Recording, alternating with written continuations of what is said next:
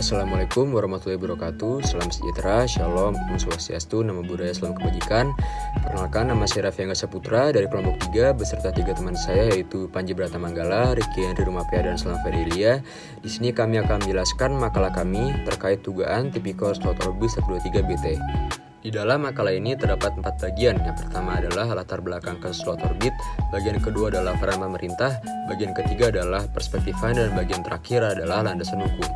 Slot orbit 123 BT merupakan satu dari 7 wilayah angkasa yang diberikan oleh International Telecommunication Union atau ITU kepada Indonesia.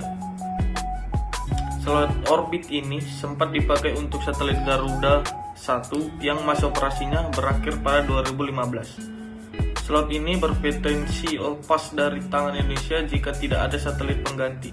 Tahun 1945. Yaitu Informasi dan Komunikasi. Kementerian Kominfo ini memiliki tugas menyelenggarakan urusan pemerintahan di bidang komunikasi dan informatika untuk membantu Presiden dalam menyelenggarakan pemerintahan negara. Kementerian Kominfo juga tertuang dalam Pasal 2 dan Pasal 3 Peraturan Presiden Republik Indonesia Nomor 54 Tahun 2015 tentang Kementerian Komunikasi dan Informatika. Pasal 2 dan Pasal 3 Peraturan Menteri Komunikasi dan Informatika Republik Indonesia Nomor 6 Tahun 2018 tentang organisasi dan tata kerja Kementerian Kominfo. Pada tahun 2015, Kejaksaan Agung memeriksa dugaan korupsi pengelolaan satelit untuk slot orbit 123 derajat bujur timur yang terjadi di Kementerian Pertahanan. Kejaksaan Agung bahkan telah menaikkan dugaan penanganan kasus pengelolaan slot satelit orbit 123 BT ke tahap penyidikan 14 Januari lalu. Jaksa menilai proyek penempatan satelit pada orbit ini tak direncanakan dengan baik oleh Kementerian Pertahanan.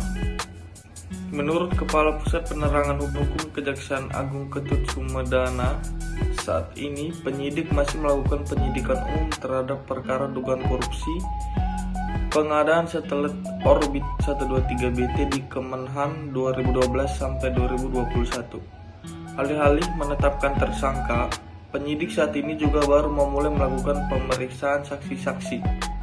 Kejaksaan Agung memaparkan bahwa terdapat kerugian senilai 515,2 miliar dari kasus ini.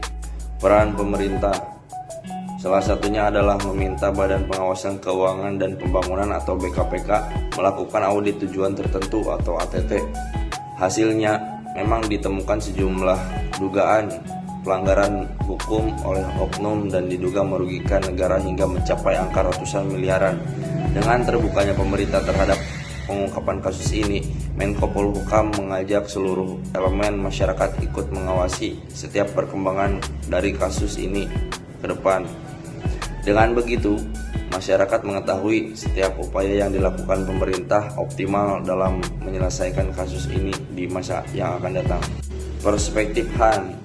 Dilihat dari perspektif Han itu sendiri, bahwa kasus yang dibahas kali ini adalah dugaan tipikor slot orbit 123 yang dimana awal mula kasus ini terjadi karena satelit Garuda keluar orbit dari slot orbit 123 derajat bujur timur, sehingga terjadi kekosongan pengelolaan aturan International Telecommunication Union atau ITU.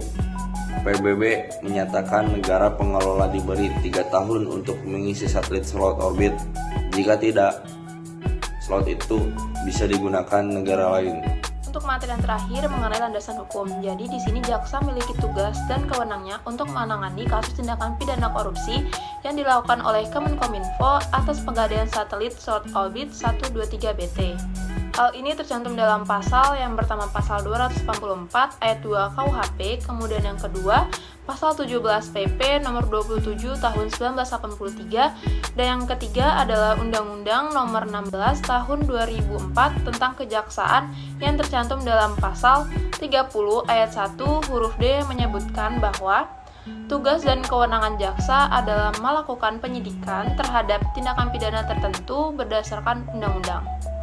Maka dari itu sudah jelas bahwasannya tugas dan fungsi jaksa dalam berita tersebut, jaksa sebagai penyidik tindakan pidana korupsi sesuai dengan pasal 284 ayat 2 KUHP, pasal 17 PP nomor 27 tahun 1983, jaksa masih berwenang melakukan penyidikan terhadap tindakan pidana khusus yang dalam hal ini tindakan pidana korupsi. Pemberantasan korupsi dengan mengandalkan diberlakukan secara konsisten oleh Undang-Undang tentang Pemberantasan Tindakan Pidana Korupsi. Jaksa sebagai penyidik merangkap sebagai penuntut umum dalam penanganan tindakan pidana korupsi. Menarik kesimpulan dari berita tersebut, kami menyimpulkan bahwa inti dari berita tersebut yaitu tentang dilakukannya penyelidikan dan penyidikan yang dilakukan oleh kejaksaan terkait dengan kasus dugaan tindak pidana korupsi yang dilakukan oleh Kemenkominfo atas pengadaan satelit Slot Orbit 123BT. Kemudian maraknya kasus tindak pidana korupsi di Indonesia menjadi salah satu tugas negara dalam melakukan pemberantasan tindak pidana korupsi. Dan yang menjadi dasar dalam pemberantasan tindak pidana korupsi yaitu TAP MPR nomor 11 tahun 1998 tentang penyelenggaraan negara yang bersih dan bebas korupsi, kolusi, dan nepotisme. Sekian dari kelompok kami, saya mewakili dari kelompok 3, berharap agar video ini dapat bermanfaat bagi kita semua. Terima kasih.